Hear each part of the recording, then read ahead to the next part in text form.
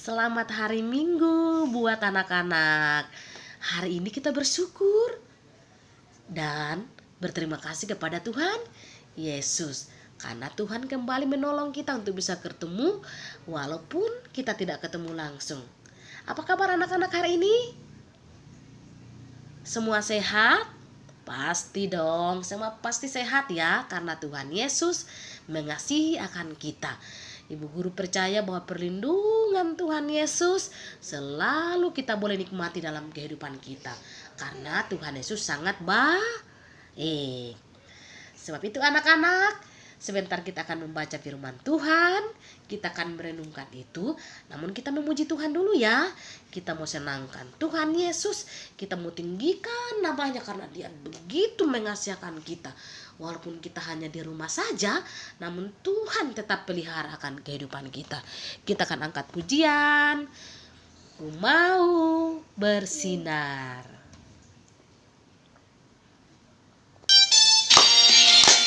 Kita nyanyi ya.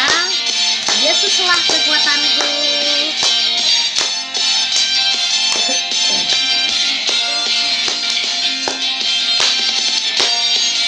Tepuk tangan anak-anak semua. Semangat ya nyanyikan pujian ini. Yesuslah kekuatanku. Yesuslah kekuatanku, Benar Tuhan Yesus. pada siapa ku takut. Amin. Yesuslah penjagaku dan penolongku, mau memberikan berkat bagi masa depanku. Sukacitaku penuh. Ulang lagi. Yesuslah kekuatanku, pada siapa ku takut.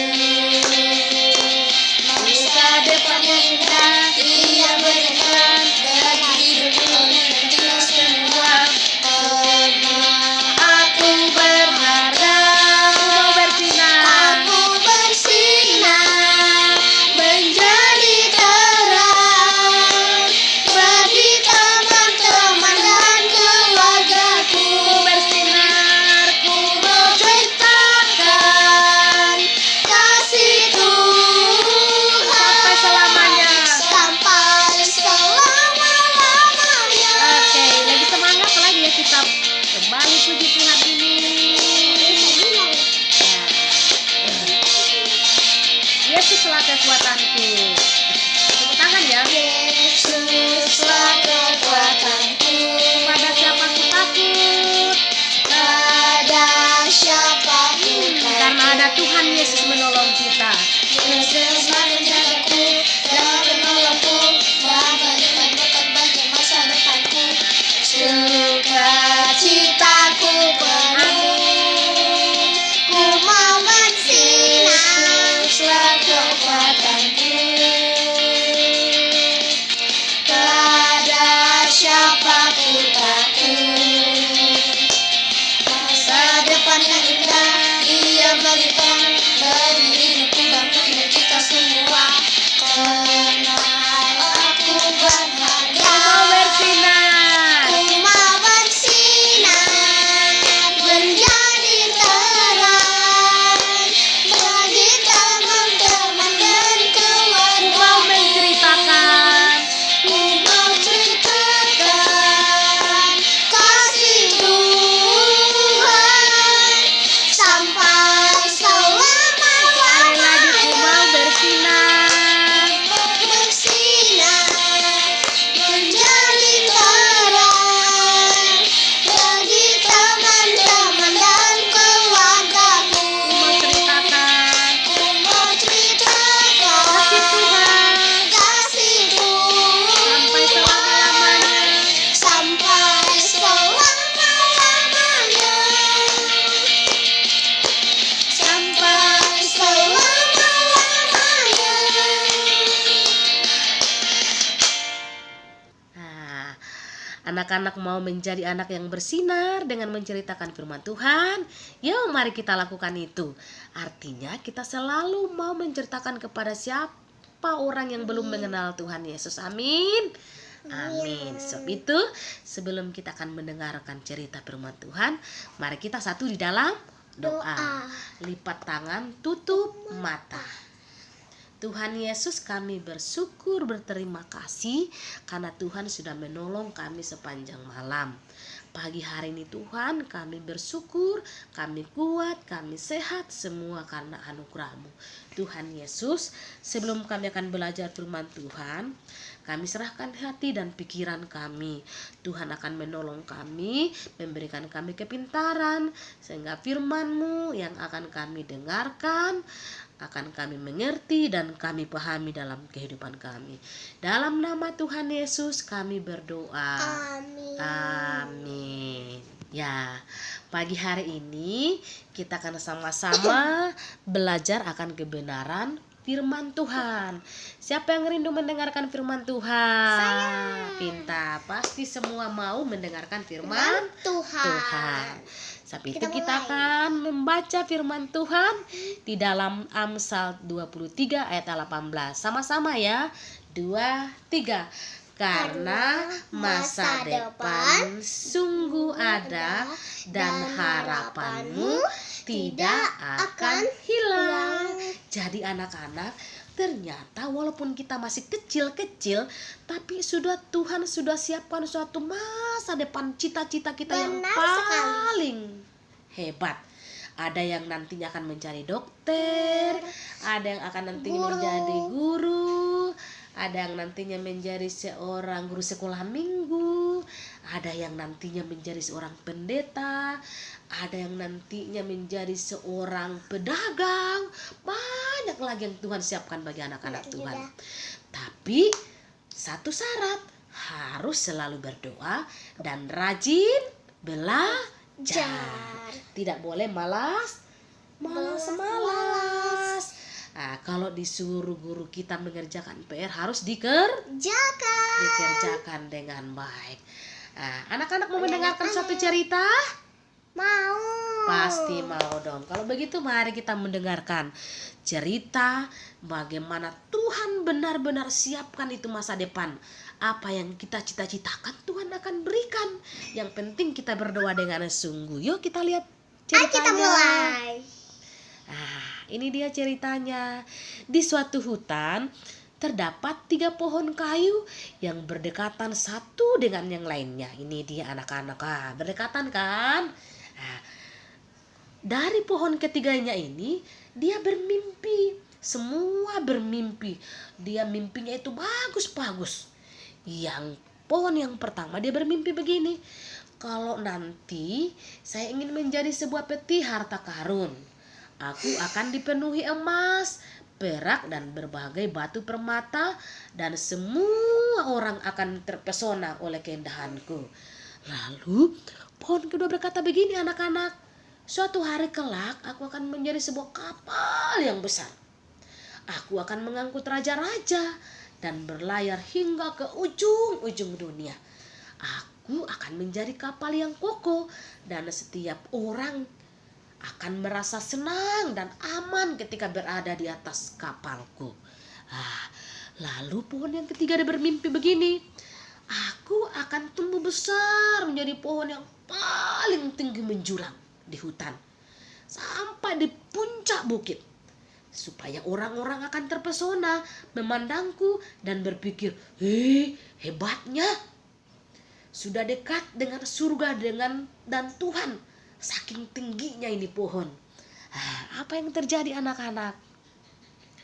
Beberapa tahun berlalu sejak mereka berdoa agar impiannya terkabul, masing-masing terkabul, maka apa yang terjadi? Pohon yang pertama dibawa seorang tukang kayu. Ia sangat senang sekali. Karena dia berkata, saya akan dibuat sebuah peti harta karun yang elok seperti mimpiku. Tetapi doanya tampaknya sia-sia. Sebab si tukang kayu menjadikannya sebuah kotak tempat menaruh makanan ternak ini nih. Anak-anak. Ah, setelah dipenuhi jerami, ia ditempatkan di sebuah kandang hewan. Ini dia. Lalu si pohon pertama dia katakan, aduh, tidak jadi deh mimpiku selama ini. Saya sudah bermimpi untuk yang indah-indah, kok saya malah dijadikan sebuah tempat makanan hewan. Lalu apa yang terjadi anak-anak? Lalu ketika beberapa tahun kemudian, datanglah sepasang suami istri ke kandang itu.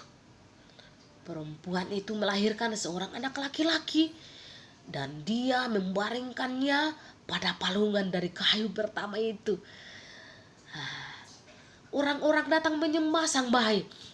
Akhirnya anak-anak, pohon pertama menjadi sadar, aduh, doaku terkabulkan karena di dalamnya ditempatkan harta terbesar sepanjang masa, yaitu bayi Tuhan Yesus. Ternyata doanya terkabulkan anak-anak di si pohon pertama. Lalu bagaimana dengan pohon kedua? Pohon kedua dibawa ke sebuah galangan kapal. Sangkanya doanya menjadi kenyataan.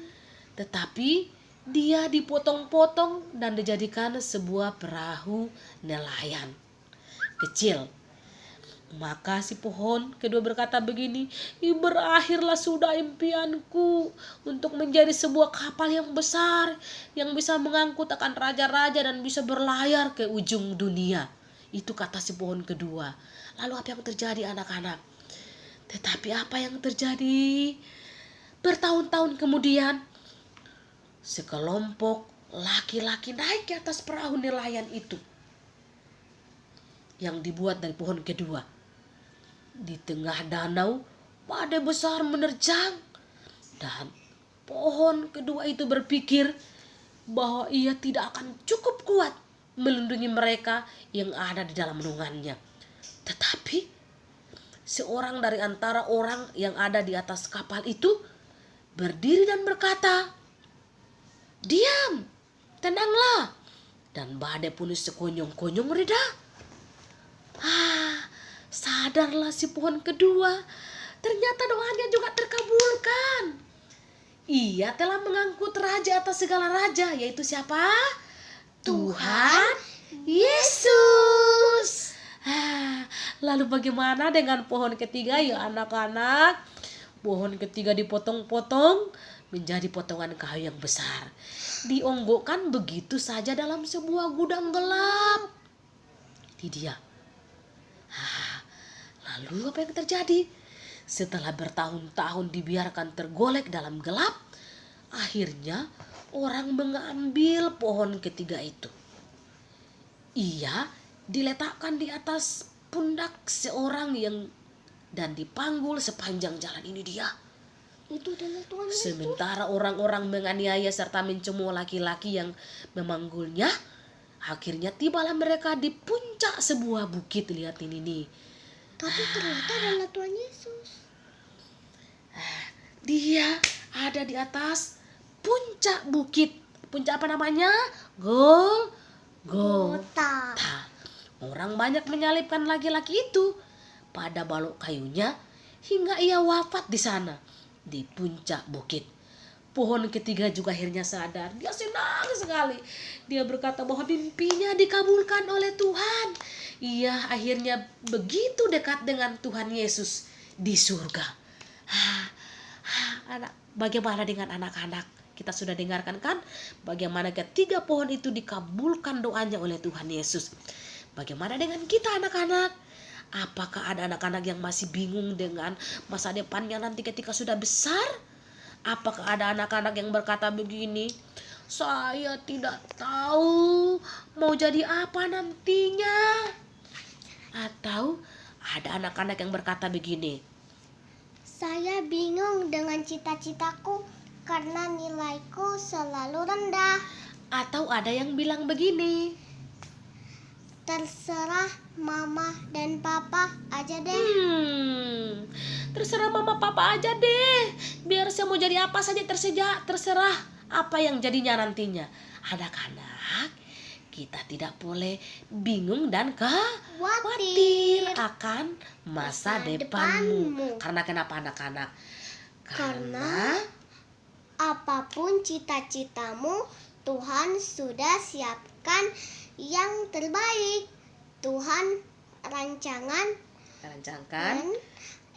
yang terbaik bagi setiap anak-anak Tuhan.